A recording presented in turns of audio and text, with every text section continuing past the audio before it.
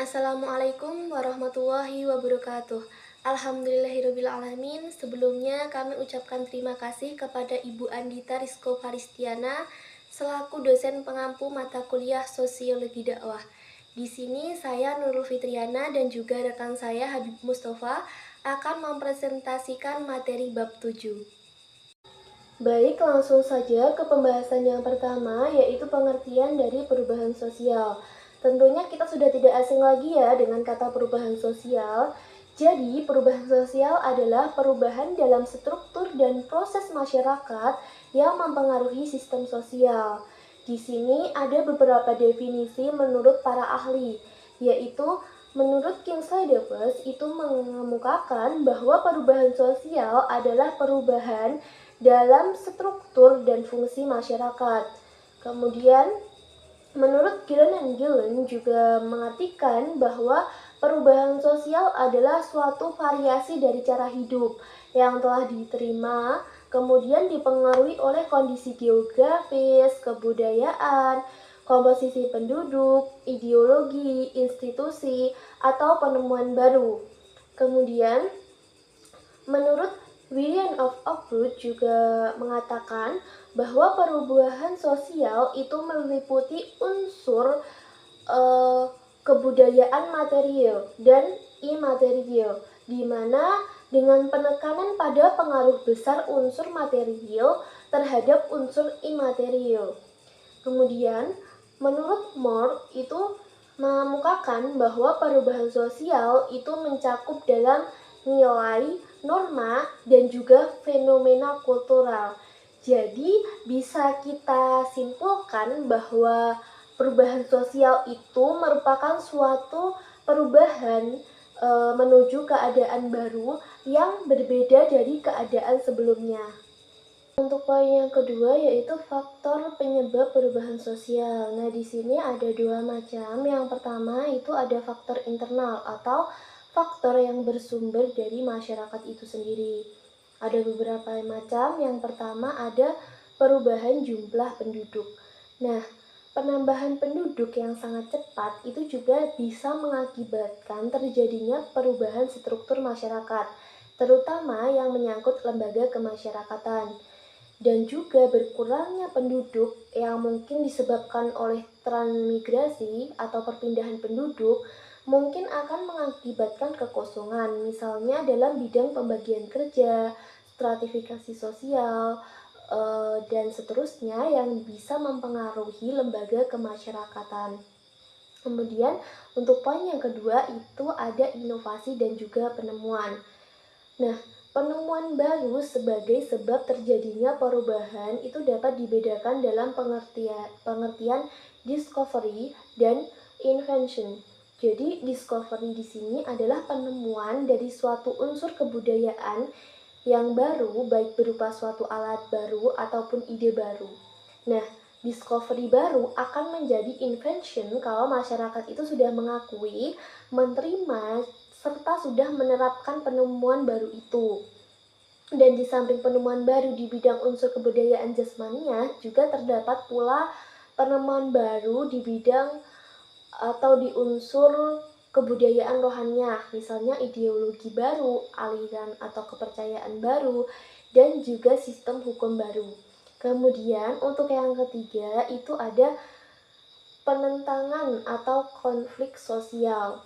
Nah, penentangan-penentangan dalam masyarakat ini mungkin terjadi antara perseorangan ataupun kelompok yang dapat mengakibatkan terjadinya perubahan. Untuk yang keempat itu ada pemberontakan atau revolusi. Jadi pemberontakan atau revolusi ini dapat menjadi faktor penyebab perubahan sosial dalam konteks sosiologi dakwah melalui beberapa mekanisme, yaitu perubahan sosial, perubahan nilai norma sosial, peningkatan kesadaran sosial agama, dan juga perubahan ekonomi. Jadi secara keseluruhan pemberontakan atau revolusi ini dapat menciptakan kondisi yang memungkinkan perubahan sosial yang signifikan, yang pada gilirannya itu mempengaruhi dinamika dakwah dalam masyarakat. Kemudian Untuk yang kedua itu ada faktor eksternal atau faktor yang bersumber dari luar masyarakat. Di sini ada 3 poin. Faktor eksternal yang pertama yaitu perubahan lingkungan alam. Nah, sebab-sebab yang berasal dari perubahan lingkungan alam yang ada di sekitar manusia. Misalnya terjadinya bencana alam seperti banjir, gempa bumi, angin topan. Nah, itu akan mengakibatkan atau menyebabkan terjadinya perpindahan penduduk ke tempat yang lain dan harus menyesuaikan diri dengan tempat tinggal yang baru. Nah, ini bisa mengakibatkan terjadinya perubahan-perubahan dalam lembaga kemasyarakatan. Kemudian yang kedua itu peperangan. Nah, peperangan-peperangan dengan negara lain itu dapat pula menyebabkan terjadinya perubahan. Oleh karena itu, biasanya negara yang menang itu akan melaksanakan negara yang kalah untuk menerima kebudayaannya. Seperti contoh, negara-negara yang kalah pada Perang Dunia Kedua, seperti Jerman itu mengalami perubahan-perubahan besar dalam masyarakat setelah perang itu berakhir. Kemudian yang ketiga itu pengaruh kebudayaan asing atau bisa disebut juga pengaruh budaya asing. Nah, pengaruh budaya asing di sini seperti halnya hubungan secara fisik antara dua manusia itu mempunyai kecenderungan untuk menimbulkan pengaruh timbal balik. Artinya masing-masing masyarakat itu mempengaruhi masyarakat lainnya dan juga menerima pengaruh dari masyarakat lain tadi. Tetapi biasanya masyarakat yang mempunyai kebudayaan lebih tinggi taraf teknologinya yang banyak memberi pengaruh. Jadi apabila hubungan tersebut berjalan melalui alat komunikasi massa seperti teknologi radio, televisi, film, majalah, surat kabar, dan juga mungkin media sosial, maka mungkin akan ada pengaruh itu datangnya hanya satu pihak saja, yaitu dari masyarakat yang secara aktif menggunakan alat komunikasi tadi.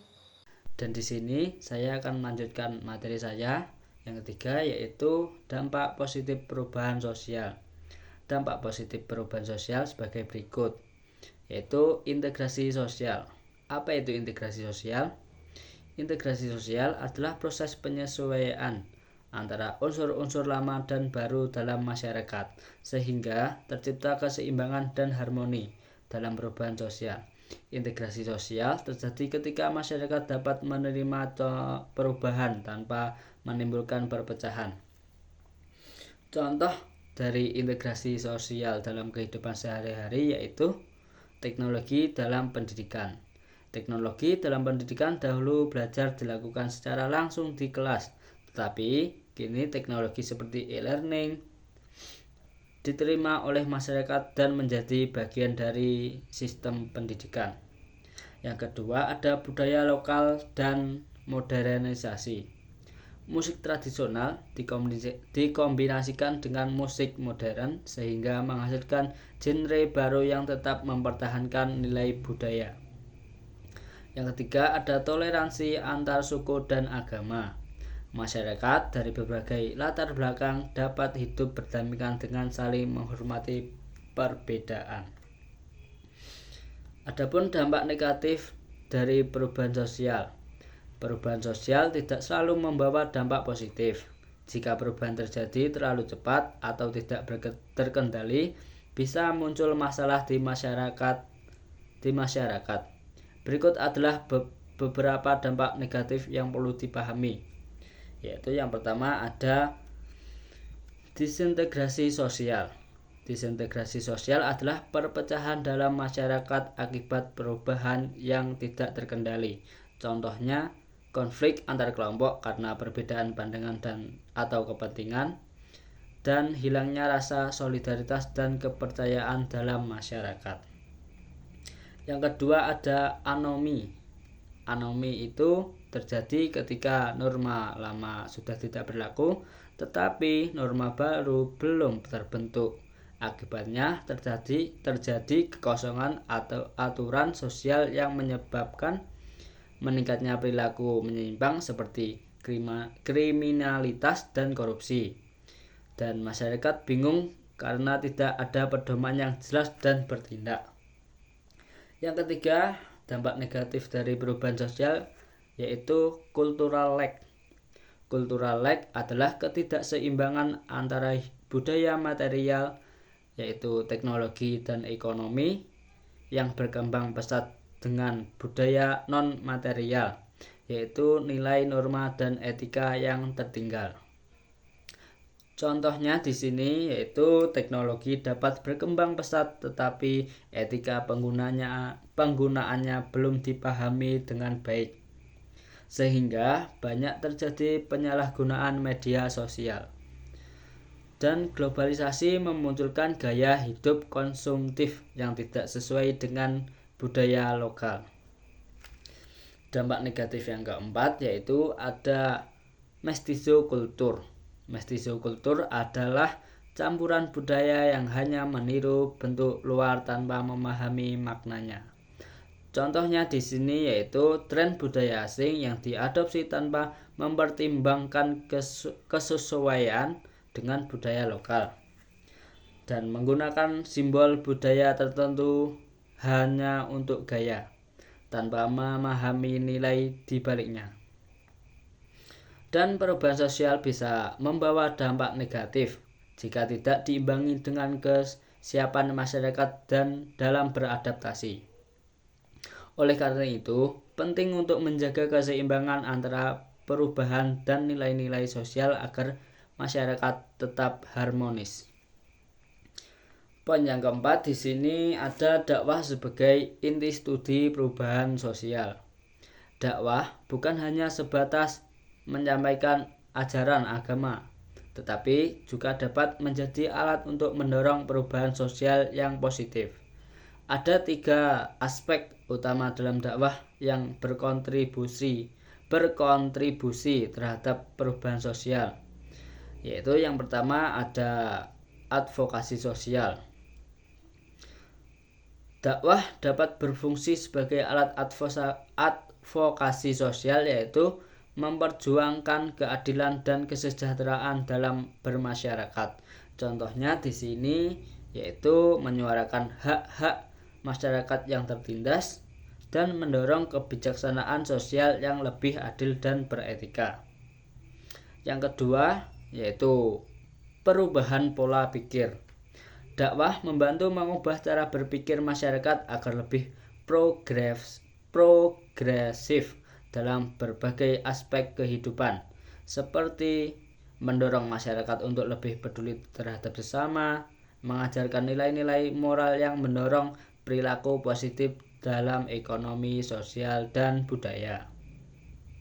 Poin yang ketiga adalah solusi masalah sosial. Dakwah juga berperan dalam menyelesaikan berbagai masalah sosial seperti mengurangi ketimpangan sosial dengan mendorong kepedulian terhadap kaum miskin, menyebarkan pesan keadilan agar masyarakat tidak terjebak dalam sistem yang diskriminatif.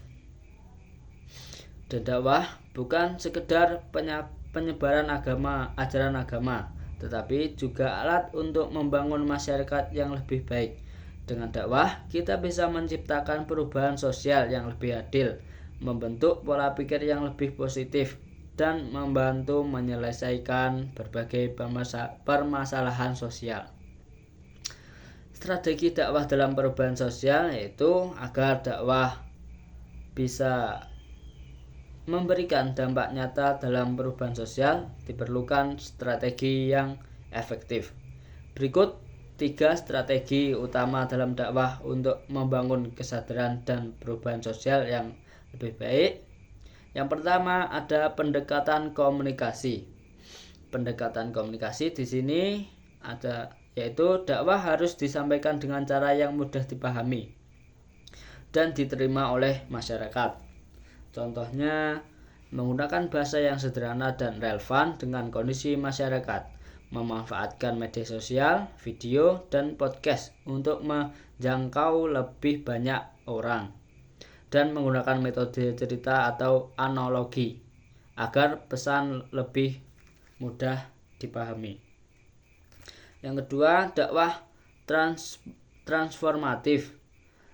Dakwah tidak hanya menyampaikan ajaran agama, tetapi juga harus membangun kesadaran sosial melalui dialog yang mendalam. Contohnya di sini yaitu mengajak masyarakat untuk berpikir kritis tentang permasalahan sosial, memberikan solusi konkret terhadap permasalahan seperti kemiskinan dan ketidakadilan, dan mengajak individu untuk berpartisipasi aktif dalam perbaikan kondisi sosial. Dan yang ketiga, kolaborasi komunitas. Dakwah akan lebih efektif jika melibatkan berbagai elemen masyarakat dalam proses perubahan sosial. Contohnya di sini yaitu bekerja sama dengan komunitas lokal, organisasi sosial, dan pemerintah dalam proyek sosial. Terus kita mengadakan kegiatan bersama seperti pengajian, bakti sosial, atau pelatihan keterampilan, dan membangun jejaring antar individu dan kelompok agar gerakan sosial lebih luas dan berkelanjutan. Dan dengan menerapkan strategi komunikasi yang baik, pendekatan transformatif, dan kolaborasi dengan komunitas, dakwah dapat menjadi alat yang kuat dalam mendorong perubahan sosial yang lebih positif dan bermanfaat lagi bagi masyarakat luas. Mungkin cukup sekian presentasi dari kelompok 7. Bila ada kurang lebihnya, kami mohon maaf yang sebesar-besarnya. Wassalamualaikum warahmatullahi wabarakatuh.